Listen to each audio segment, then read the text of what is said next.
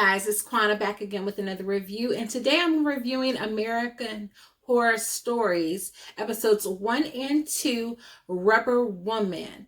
Now, if you haven't heard about American Horror Stories, it is an anthology series that is a spinoff of the American Horror Story universe, which is, I think, 10 seasons in right now. And this anthology series, it seems to be a little bit lighter, a little bit more geared toward a younger demographic, although I don't think that they really marketed it that way, and I think that that's probably a misstep. So before we get started talking a little bit about the particulars of these two episodes, I'm going to be telling you guys what I thought about the episode, what I liked about it, what I didn't like about it. I'm going to be giving you a review of it. I'm going to be giving a light recap. I'm going to try to avoid any major spoilers. So if you haven't had a chance to watch these two episodes yet, you can watch them. They are currently streaming on Hulu. And we're going to go ahead and get into that right now. So it spins off from the American Horror Story franchise by taking us back into Murder House. That's right, Murder House, which was the focal point of season 1 of American Horror Story. And in this particular episode, we meet Scarlett, who is a high school student who is moving to Murder House with her two dads, who are both flippers. They flip houses, and they're hoping to flip Murder House and turn it into a B&B. And they figure they'll really pick up with the whole murder aspect of it, make it a murder mystery kind of theme setting, and be able to have a really successful business venture out of the deal. Now, when we first meet Scarlett, one of the things that really stood out to me is Scarlett seems a bit withdrawn. She's, of course, very unhappy about having to move, as most teenagers would be, especially. But she's not seemingly moving away from her high school. We still see her with her same friend and knowing and having knowledge of the same group of kids that she's been with seemingly for some time. It's just moving to a new location. She was happy with where they were. And of course, you know, the lore about Murder House, what teen would really want to live there? What struck me interesting right off the bat is she seems to have a very loving relationship with her two dads, although they seem to be a bit dense and clueless about girls in general, which, you know, is going to be problematic if you're raising a teenage daughter. When we meet her in school, she's a bit of a social outcast, and we see her being bullied by the popular girls, but she does have one close friend and a major crush on said head popular girl, Maya, played by Paris Jackson. I don't know. I have been under a rock because I didn't even know that Paris Jackson was like actively acting. I knew she was singing, had no clue about her acting experience, and she did a competent job playing a head girl, in charge kind of character. Although I will say she definitely looked significantly older than Sierra McCormick, who plays the main character of Scarlett. As they're navigating and learning about their new home, which certainly is building up off of the lore that we know about Murder House, and they're giving us the necessary creepy vibes, the random rolling of the ball, things of that nature. Scarlett comes across this rubber suit in her closet, and she tries it out, and it fits miraculously, and she likes it. But we see that the reflection in the mirror is the rubber man from the Murder House anthology. And so she gets scared, she takes it off, but we soon find out that, Scarlett has a proclivity toward BDSM type things, and this is really some cause of concern amongst her two dads. Soon she gets invited to a slumber party by the head group of girls, and this is really significant because she's really crushing mad on Maya, and she ends up having some very intense sexual fantasies around Maya's character.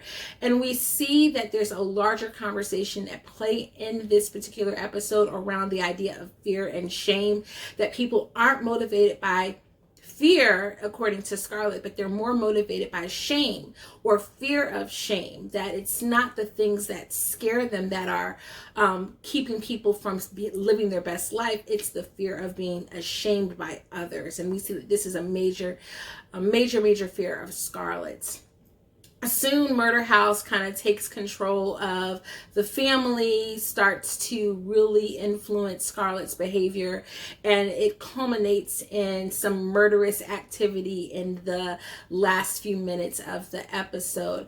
I really enjoyed the mood and the tone of this first episode. It gave me a lot of the suspense-filled vibes, and I think that this first episode was actually pretty solid. There's not a really foregone conclusion of what's going to happen at the end of the episode. It's more of a cliffhanger. We don't know what's going to happen with Scarlett, what's going to happen with her two dads. What's kind of interesting is there's tons of nods to season 1, but not any specific repeating characters as of yet, other than the Rubber Man, who kind of shows up, but then kind of begins to possess Scarlett. And so that's an interesting thing.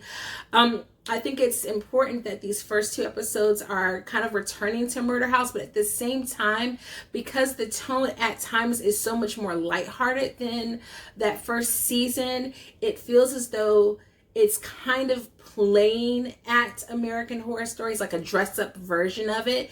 And I kind of wish they wouldn't have called it American Horror Stories.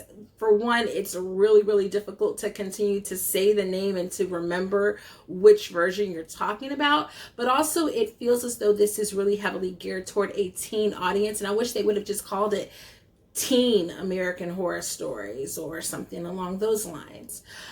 Because this anthology feels as though it's set in the same universe, but I don't know how long the creators can carry that out. In the second episode, we find out the repercussions of some of Scarlett's activities, and we get a deeper dive into the Murder House's influence on this family. Episode 2 feels a lot lighter than episode 1, even though there are more kills, or just as many kills in episode 2 as in episode 1. The tone just feels a whole lot lighter, a whole lot more playful. It feels way campier. I know that's not really a word, but it feels a whole lot more campy than episode 1. And so in that regard, I did not like episode 2 just because it was such a big tonal shift, in my opinion, that it takes away from the tone and the mood that's set up in episode 1. And it kind of leaves me wondering with what is it that they're trying to do. I will say that based off of the outcome of episode 1 and 2, I definitely stand by the idea that I think that this is geared toward a younger audience. And because of the outcome, it just doesn't quite work for me. I really feel like the American Horror Story moniker, it's kind of a shackle around this anthology, and it keeps it from being its own thing, which I feel like it's really trying to be its own thing. But I'm going to keep watching it. The other characters in this particular episode, we had Matt Bomer and Gavin Creel playing her fathers.